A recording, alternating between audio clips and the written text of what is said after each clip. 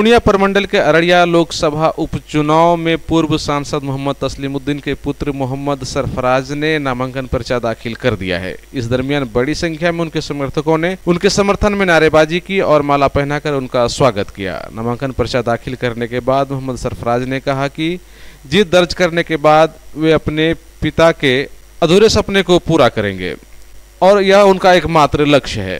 देखो, सबसे पहली प्राथमिकता की यहाँ भ्रष्टाचार को तार तार कर दिया है, सेकुलरिज्म कायम करना। जो गंगा जमुना तहजीब को, जो देश का जो टेम्पो चल रहा है, उसमें खतरा है। रोज अनेक बयान आ रहे हैं। पहली तो जब आदमी बचेगा तब न रहेगा, तब न मंदिर भी रहेगा, मस्जिद भी रहेगा, गुरुद्वारा भी रहेगा, चर्च भी रहेगा। यहाँ तो संविधाने पर खतरा है।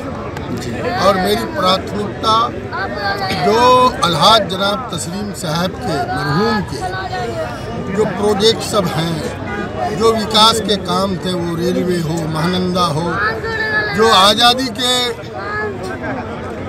इतने सालों के, इतने दिनों के बाद भी जो काम उनके लाइनअप किए हुए थे, उसको ज़मीन पर उतारना। जी।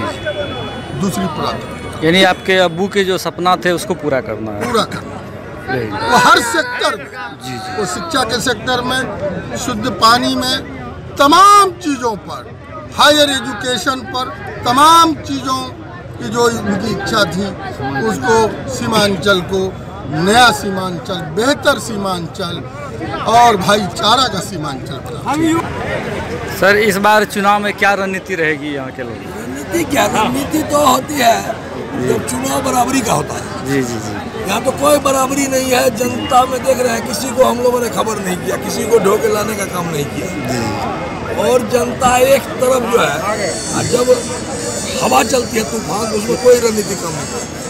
कोई रणनीति बनाना बीजेपी वाले बनाए, आज तक उम्मीदवार नहीं चयन कर सके। हम आपकी पार्टी की क्या भूमिका रहेगी चुनाव में? मेरे पार्टी ही नहीं, मेरे गठबंधन और हमारी पार्टी तो, हमारी पार्टी का तो जनाधार ही है, जिसको कि बरगला करके वो लोग लेता है। नीचे आप जो है, जितने गरीब हैं, वंचित समाज के लोग हैं, से लेकर अत्यंत पिछड़ा और अगड़ी जाति के भी जो प्रगतिशील विचारधारा के लोग हैं, सारे हमारी पार्टी के जनाधार हैं। उसको बरगला के वो लोग हिंदू मुस्लिम करके लिया था, ठग करके लिया, जो करोड़ों 2 करोड़ को रोजगार देंगे, तो ये देंगे, पैसा देंगे। सारा पोल खुल चुका है, तूफान उठ चुका है और तूफान में कोई रणनीति किसी की कम नहीं। चुनाव की रणनीति बहुत ही अच्छा है जी, और होपफुली डेफिनेटली हम लोग भी निकलेंगे और भारी मत से जीतेंगे। हम लोगों का एक ही प्रसार यही है कि हम सबको लेके चलेंगे। सब मेरा है, मैं सबका।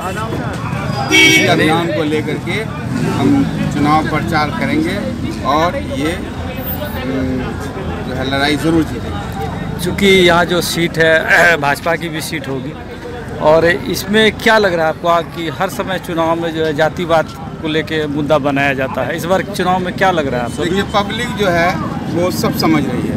आज के दिन में कहने की ज़रूरत नहीं है कौन क्या कर रहा है इस देश में, किसी से छिपा हुआ नहीं है। पूर्णिया के अमौर के किसानों को फसल क्षति का मुआवजा दिलाने के लिए असदुद्दीन ओवैसी के पार्टी के कार्यकर्ताओं ने प्रदर्शन करने का निर्णय लिया है। एक बैठक के दरमियान जिला अध्यक्ष एवं विधानसभा अध्यक्ष ने सर्वसम्मति से यह निर्णय लिया। जिला अध्यक्ष के मुताबिक बाढ़ से हजारों एकड़ फसल बर्बाद हो गई और राज्य सरकार ने किसानों को मुआवजा देने की बातें कही थी, किंतु महीनों बीत जाने के बावजूद भी अभी तक किसानों को इसका मुआवजा नहीं दिया गया है। इसीलिए अब आंदोलन का रुख अख्तियार किया जाएगा। और जीआर राशि के नाम पर सिर्फ मात्र 6000 की भीख आज तक नहीं दे सकी सरकार। 2016 में भी नहीं दिया था, क्योंकि उस बार नोटबंदी आ गया था, और 17 में भी नहीं आया दिया अब तक। फसल क्षति भी नहीं दिया है और घर गिरी का देना ही नहीं है। फसल क्षति में देने की जो बात थी, और आज के डेट में अब जियो टैगिंग के नाम पर सरकार इसको उसका दुरुपयोग करके नहीं देना चाहती है सरकार।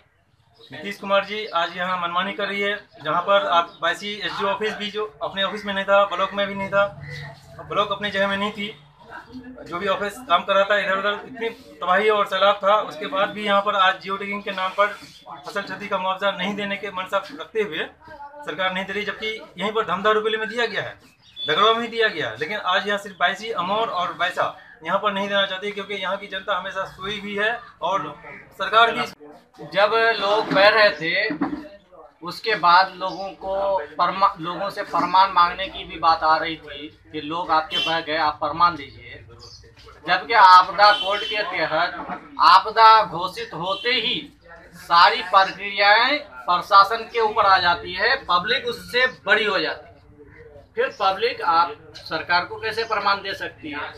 उसके बाद जब सैलाब खत्म होने के बाद गिरह क्षति के नाम पर लोगों को ठगा गया, लोगों के साथ छल किया गया,